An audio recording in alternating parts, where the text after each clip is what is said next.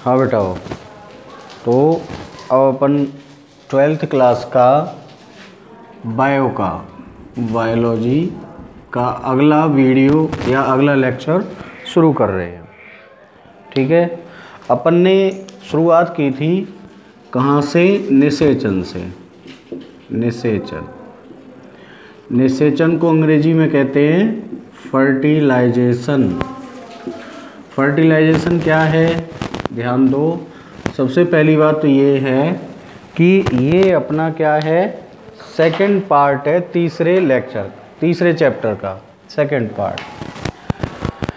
निषेचन की जो परिभाषा थी वो क्या थी? सबसे पहले तो खोज के बारे में पढ़ते हैं अपन कि एक शब्द होता है, यहाँ लिखते हैं खोज।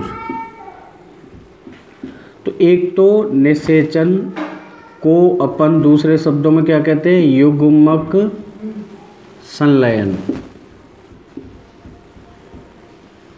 है ना। ये हमने क्या नाम दिया था? किसने खोजा था? स्ट्रॉसबर्गर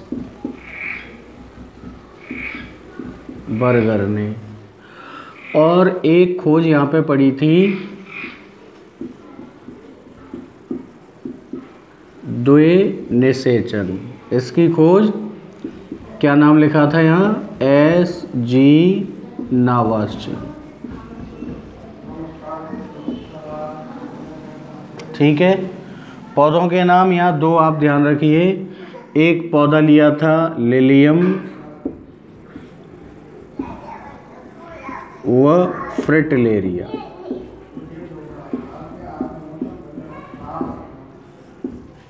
लिलियम व फ्रिटिलेरिया, यहाँ तक अपने पढ़ लिया था। अब द्विनिषेचन युग्मक संलयन तो क्या है? ये कवक, शैवाल, ब्रायोफाइट, टेरिडोफाइट, जिम्नोस्पर्म और एंजियोस्पर्म सब में होता है। लेकिन जो द्विनिषेचन की क्रिया है वो सिर्फ किस में होती है? आवृतबीजी, यानी केवल एंजियोस्पर्म में होती है और किसी में नहीं होती, है ना। तो द्विनिषेचन की क्रिया आवृतबीजी के लिए आपको ध्यान रखना है। इसके अलावा द्विनिषेचन और किसी भी पादप समूह में नहीं पाया जाता है। चलिए नेक्स्ट अपन अब निषेचन की जो परिभाषा होती है, परिभाषा की ओर चलते हैं।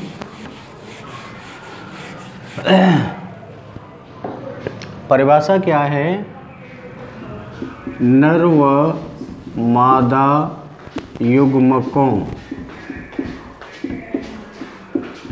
के संलयन की क्रिया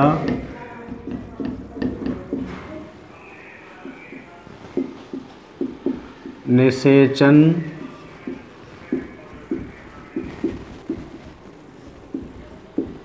कहलाती है। ठीक है, बहुत छोटी सी परिभाषा, एक लाइन की। नर व मादा युग्मकों के संलयन की क्रिया क्या कहलाती है? निषेचन कहलाती है।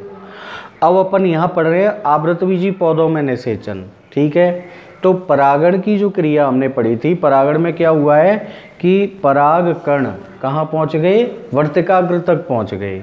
ठीक है, यहाँ परागकण जब पढ़ते हैं तो इसमें सबसे पहली जो हेडिंग आएगी निषेचन की प्रक्रिया में, आवृतबीजी पौधों में सबसे पहले कौन सी क्रिया होती है? परागकण का अंकुरण एवं पराग नलिका का निर्माण। ये पहली हेडिंग आएगी। ठीक है, इसमें होगा क्या? इसको थोड़ा सा डायग्राम बना के अपन समझते हैं।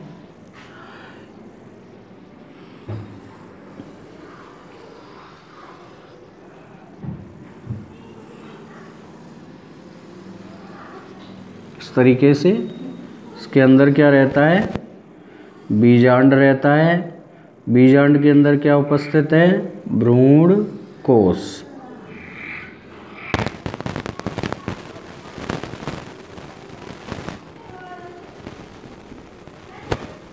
ये स्थिति है। ठीक है। अब क्या हुआ है, मान लीजिए कोई एक यहाँ पुष्प है, उसके जो परागकण हैं वो वायु के द्वारा या किसी भी माध्यम से, परागकण कहाँ आ गया, 2 कोशिकीय अवस्था में वर्तिकाग्र पर। ठीक है, कहाँ आ गया, वर्तिकाग्र पर। अब वर्तिकाग्र पर जब पहुंचता है तो जब हमने अंडक की संरचना पढ़ी थी तो उस समय हमने पढ़ा था कि वर्तिकाग्र पर क्या होते हैं, ग्रंथिल रोम पाए जाते हैं। तो जैसे ही परागकण वर्तिकाग्र पर पहुंचते हैं तो उनके जो ग्रंथिल रोम होते हैं वो अपघटित हो जाते हैं और उनके अंदर जो तरल भरा होता है जिसमें शर्करा, लिपिड, प्रोटीन, ये सारी चीज़ें जो उपस्थित होती हैं वो एक स्राव के रूप में इस वर्तिकाग्र पर उपस्थित होता है। अब क्या होगा, इस वर्तिकाग्र पर जो स्राव उपस्थित है उसका अवशोषण करता है कौन, परागकण, है ना। कौन अवशोषित करेगा, परागकण अवशोषित करेगा। और जब परागकण, थोड़ा सा यहाँ हम परागकण को अलग से बना लें ताकि इसकी प्रक्रिया समझ में आए। 2 कोश की अवस्था में परागण की क्रिया होती है, ये हमने पढ़ा था। ठीक है, ये इसका बाह्यचोल, ये अंतःचोल, ये क्या है, जनन छिद्र, और ये 2 कोशिका, ये जनन कोशिका और ये कायक कोशिका। अब ये जब तरल द्रव को अवशोषित करेगा तो अवशोषित करने से क्या होता है, इसके जीव द्रव्य में वृद्धि होती है, परागकण के जीव द्रव्य में वृद्धि होती है। और उस वृद्धि की क्रिया के द्वारा क्या होगा, ये जो जनन छिद्र हैं यहाँ से अंतःचोल एक नलिका के रूप में बाहर निकलेगा, जनन छिद्र से होते हुए, है ना। तो ये अपन स्थिति यहाँ बना दें, इस तरीके से एक नलिका के रूप में अंतःचोल बाहर आ गया, ये स्थिति है। ये जो नलिका निकली हुई है इसी नलिका को कहा जाता है पराग नलिका, या इसका दूसरा नाम और क्या दे सकते हैं, जनन नलिका। ठीक है, सेम कंडीशन हो गई ये। अब इसके जो दोनों केंद्रक हैं उनमें से कायिक केंद्रक आगे की तरफ और जनन केंद्रक पीछे की तरफ रहता है। कायिक केंद्रक यहाँ और जनन केंद्रक यहाँ। ठीक है, वही कंडीशन यहाँ, केवल इसको बड़ा करके दिखा रहे हैं कि इसमें क्या अंतर आ रहे हैं, वो इसमें दिखाएंगे। अब क्या होता है, इसका संपूर्ण जीव द्रव्य यहाँ आ गया, यहाँ से ये केंद्रक हटा देते हैं, ये स्थिति बन गई, है ना। इसमें भी ये स्थिति बना देते हैं। अब क्या होता है, आवृतबीजी पौधों में अधिकांश जो परागकण होते हैं उनसे एक ही जनन नलिका विकसित होती है, लेकिन कुछ परागकणों में एक से अधिक जनन नलिकाएं भी विकसित हो जाती हैं। ठीक है, अब एक से अधिक जनन नलिकाएं जब विकसित होंगी तो उनमें से वृद्धि केवल एक जनन नलिका की होगी, बाकी जनन नलिकाएं या पराग नलिकाएं क्या होती हैं, अवरुद्ध हो जाती हैं या उनकी वृद्धि है जो रुक जाती है। तो इस तरीके से ये क्या हो गया, इसका अंकुरण हो गया किसका, परागकण का, और इसमें निर्माण हो गया किसका, पराग नलिका का। ठीक है, जब पराग नलिका का निर्माण होता है तो इसका जो पीछे वाला जनन केंद्रक है इसमें एक समसूत्री विभाजन हो जाता है, उससे 2 को क्या बन जाएंगे, केंद्रक बन जाते हैं, जिनको कहते हैं नर युग्मक। क्या कहते हैं, नर युग्मक। तो ऐसे यहाँ पे 2 नर युग्मक बना देते हैं, एक ये और एक पीछे की तरफ, ये स्थिति हो गई। अब एक शब्द आता है सेतुक, अंग्रेजी में कहते हैं ऑब्ट्यूरेटर, ये ध्यान देने वाला शब्द है। सेतुक या ऑब्ट्यूरेटर का अर्थ क्या होता है, वह संरचना जो पराग नलिका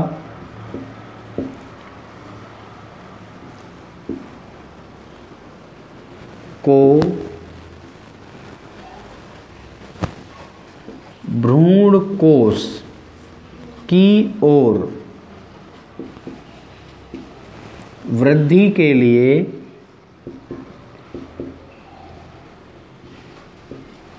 आकर्षित करती है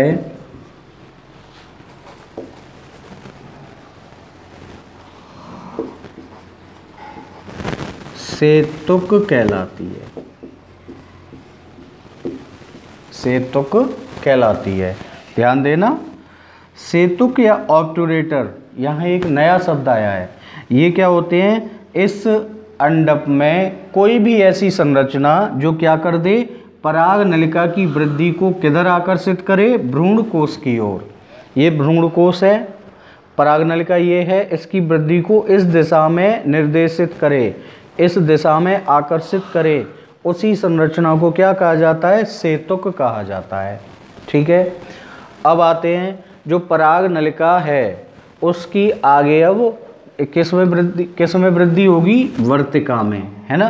तो पराग नलिका के निर्माण के पश्चात अगली हेडिंग आ जाती है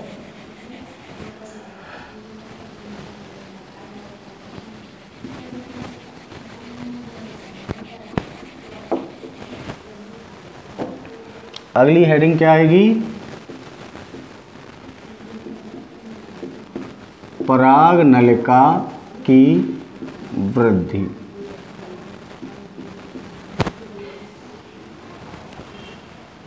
अब देखिए, वर्तिका जो अलग अलग जातियों के आवृतबीजी पौधे होते हैं उनमें अलग अलग प्रकार की इसकी आंतरिक संरचना हो सकती है। किसकी? वर्तिका की क्या संरचना हो सकती है?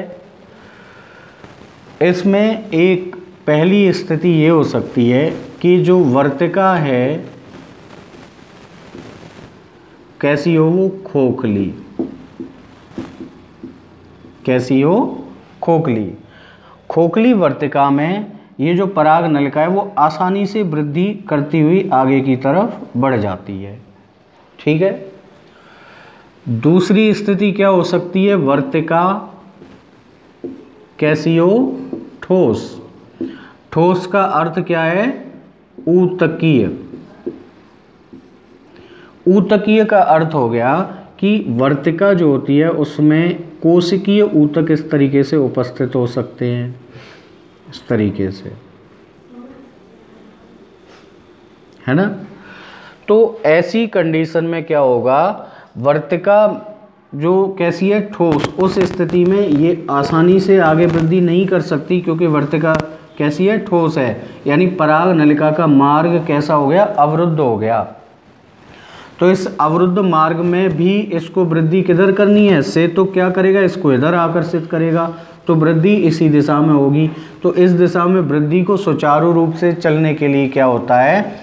ठोस वर्तिका जिन पुष्पों में होती है वहाँ पर पराग नलिका के द्वारा एक एंजाइम जिसका नाम होता है पैक्टिनेज का स्रावण किया जाता है। कौन सा एंजाइम? पैक्टिनेज का। पैक्टिनेज क्या करेगा? जो पादप कोशिका होती है उसकी जो कोशिका भित्ति होती है, कोशिका भित्ति सेलुलोज और पैक्टिन की बनी होती है। पैक्टिन से क्या निर्मित होता है? कोशिका भित्तियों की मध्य परत। मध्य परत का अर्थ क्या होगा? जैसे एक कोशिका और दूसरी कोशिका आपस में जुड़ी हुई हैं तो इनके बीच की ये जो परत है वो मध्य परत कहलाती है। मिडिल लेयर किसकी बनी होती है? पैक्टिन की। तो ये पैक्टिनेज एंजाइम क्या करता है? इस पैक्टिन को क्या कर देगा? अपघटित करेगा। पैक्टिन को अपघटित करने से इनकी कोशिकाओं की मध्य परतें हैं वो अपघटित हो जाएंगी और अपघटित होने से इसमें कोशिकीय ऊतक में क्या होगा? एक सुगम मार्ग निर्मित हो जाता है। किसके कारण? पैक्टिनेज एंजाइम के कारण। ठीक है। और ये आसानी से आगे की ओर वृद्धि करती हुई बढ़ सकती है।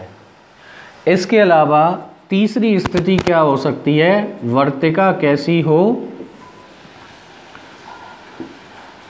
अर्ध ठोस। कैसी हो? अर्ध ठोस।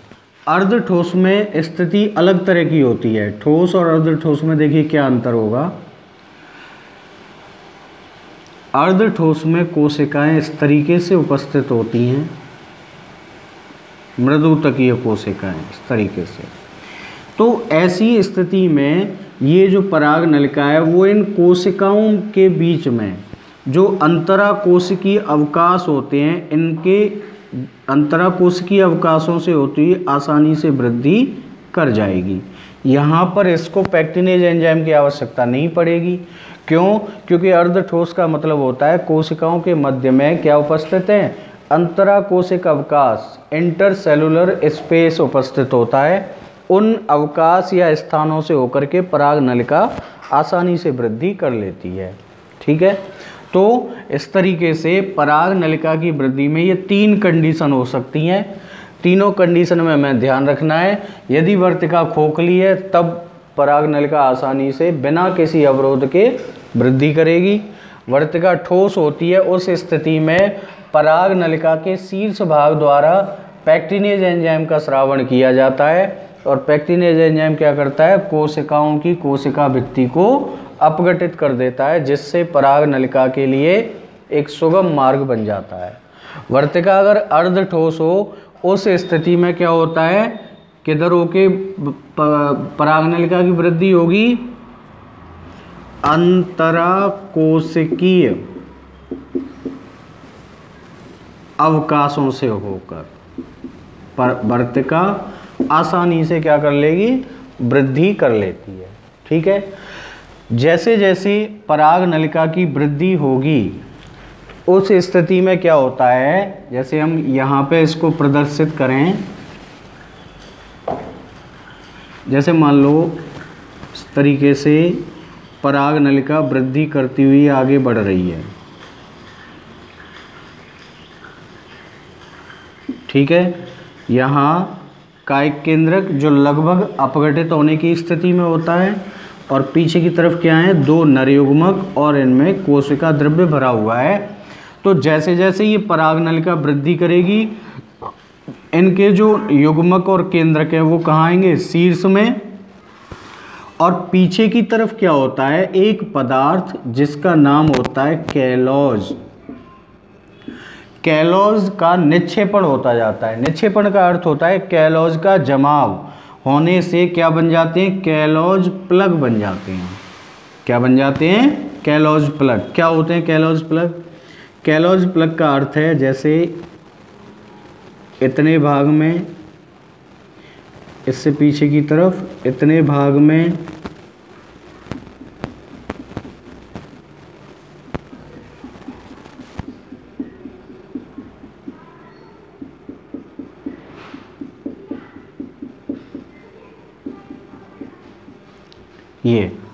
ये क्या हुआ है, एक पदार्थ कैलोज का निक्षेपण हो गया, उससे क्या हो गया, ये प्लग बन गए। प्लग का अर्थ होता है अवरुद्ध हो गया ये मार्ग। इसी संरचना को कहा जाता है कैलोज प्लग। ठीक है, क्यों बनते हैं ये कैलोज प्लग? कैलोज प्लग बनने का रीज़न होता है कि जैसे पराग नलिका ये वृद्धि करेगी तो उस स्थिति में जो पुष्प होता है वो हवा के द्वारा हिलता डुलता है, नीचे भी होता है, ऊपर भी होता है। तो यदि कैलोज प्लग नहीं बने तो हवा के द्वारा जो हिलना डुलना है उसकी दिशा बदलने से ये जो मटेरियल है जो शीर्ष भाग में उपस्थित है, युग्मक, ये वापस कहाँ जा सकते हैं, पीछे की तरफ लौट सकते हैं। तो यहाँ तक कैलोज प्लग बन गए। अब ये यहाँ से आगे पीछे नहीं जाएगा और पराग नलिका आगे वृद्धि करेगी तो कैलोज प्लग उसके पीछे पीछे बनते चले आते हैं। तो ये मटेरियल है वो पीछे की तरफ नहीं जाएगा, केवल इसकी जो वृद्धि है वो आगे की ओर होगी, या गति है जो आगे की ओर होगी। ठीक है, अब ये पराग नलिका कहाँ तक पहुँच गई, वृद्धि करती हुई ये पराग नलिका पहुँची साहब वर्तिका में होती हुई यहाँ तक। ठीक है, यहाँ तक आ गई। इसके जो केंद्रक और युग्मक हैं वो यहाँ पहुँच गई। पीछे की तरफ क्या निर्मित हो गए, प्लग निर्मित हो गए इस तरीके से। अब इस पराग नलिका का प्रवेश कहाँ होगा, बीजांड में। ये बीजांड है अंडाशय के अंदर, तो सबसे पहले बीजांड में प्रवेश होगा, है ना। और आगे जब वृद्धि करती हुई कहाँ पहुँचेगी, भ्रूण कोश में। तो बीजांड में प्रवेश करने के पश्चात फिर भ्रूण कोश में प्रवेश करती है ना। तो अगली जो हेडिंग आती है पराग नलिका की वृद्धि के पश्चात, वो आती है क्या,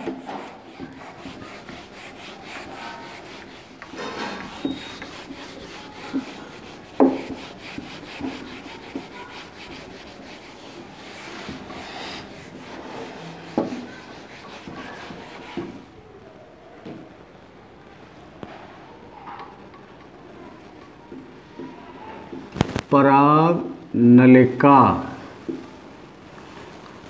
का बीजांड में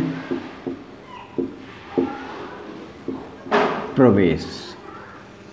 ठीक है, पराग नलिका वर्तिका में वृद्धि करती हुई कहाँ तक पहुंची? बीजांड तक पहुंच गई। अब उसको प्रवेश करना है बीजांड में।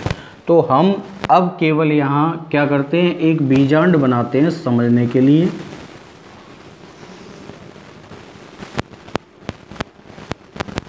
या एक एक करके प्रकार पढ़ेंगे, जब भी बनाते जाएंगे डायग्राम। देखिए, पराग नलिका का बीजांड में प्रवेश 3 प्रकार से हो सकता है।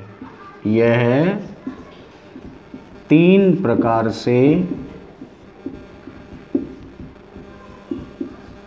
हो सकता है। ठीक है, कौन कौन से 3 प्रकार होंगे? नंबर 1 होता है जिसको कहते हैं द्वारीय प्रवेश या बीजांड द्वारीय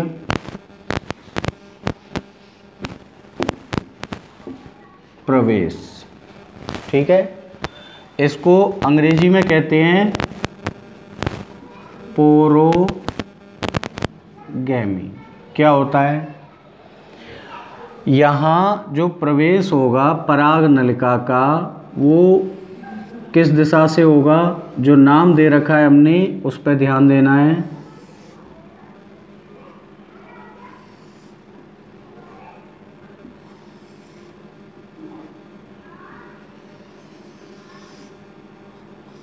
इस तरीके से। ठीक है, यहाँ अंडोपकरण बना देते हैं।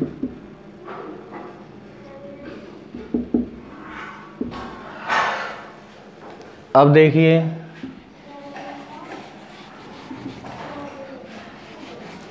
इसमें यहाँ लिख रखा है हमने द्वारीय प्रवेश या बीजांड द्वारीय प्रवेश, अंग्रेजी में कहते हैं पोरोगैमी। यानी इसमें जो पराग नलिका कहाँ से आ रही है? वर्तिका से होती हुई वृद्धि करती हुई आ रही है, उसका प्रवेश किधर से होगा?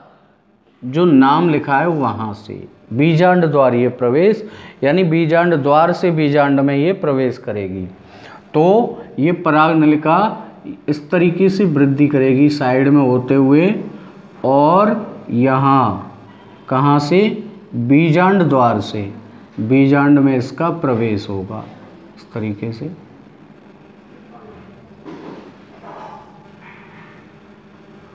इस तरीके से। ठीक है, तो ये क्या हो गई? पराग नलिका।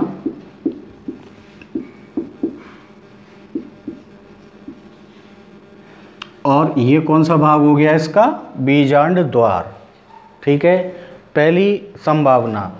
और ये मैक्सिमम आवृतबीजी पौधों में पराग नलिका का बीजांड में प्रवेश इसी विधि से होता है, बीजांड द्वारीय प्रवेश।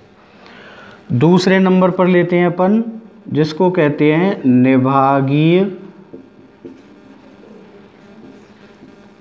प्रवेश।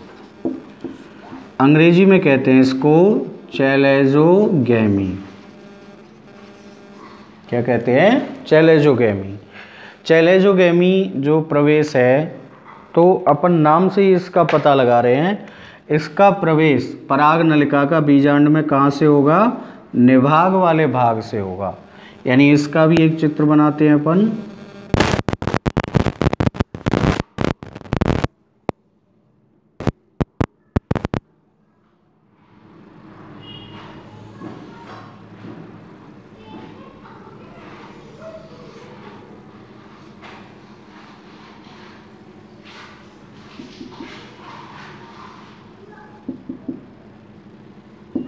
ठीक है, तो पराग नलिका जो है ऊपर से वर्तिका से होती हुई वृद्धि करती हुई आ रही है, और ये प्रवेश करेगी कहाँ से? निभाग वाले भाग से, इस तरीके से। ये भाग निभाग, और ये क्या हो गई? पराग नलिका हो गई। ठीक है, कुल मिलाकर के ध्यान हमें रखना है, पराग नलिका का जो मुख्य उद्देश्य है वो क्या है, अंड उपकरण तक पहुंचना। ठीक है, तो अब ये बीजांड में प्रवेश कर रही है। तो एक जो पहला प्रकार बीजांड द्वार से होती हुई बीजांड में प्रवेश करे, दूसरा प्रकार क्या है, निभागीय भाग से, पराग नलिका बीजांड में निभागीय भाग से प्रवेश करे, और अंतिम तीसरा जो होता है उसको कहते हैं मध्य या अध्यावरणी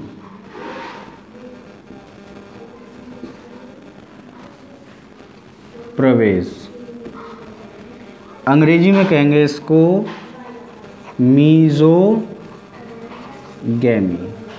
ये क्या होता है, ये भी बहुत सिंपल है, नाम सबके नाम में ही आ रहे हैं। कहाँ मतलब इसका आइडिया हम कहाँ से लगाएंगे, नाम से लगाएंगे कि पराग नलिका कहाँ से प्रवेश करेगी, बीजांड द्वारीय या द्वारीय प्रवेश में बीजांड द्वार से, निभागीय प्रवेश में निभाग से, और मध्य या अध्यावरणीय प्रवेश में कहाँ से करेगी, अध्यावरण से। इसमें अध्यावरण से प्रवेश किस तरीके से होगा,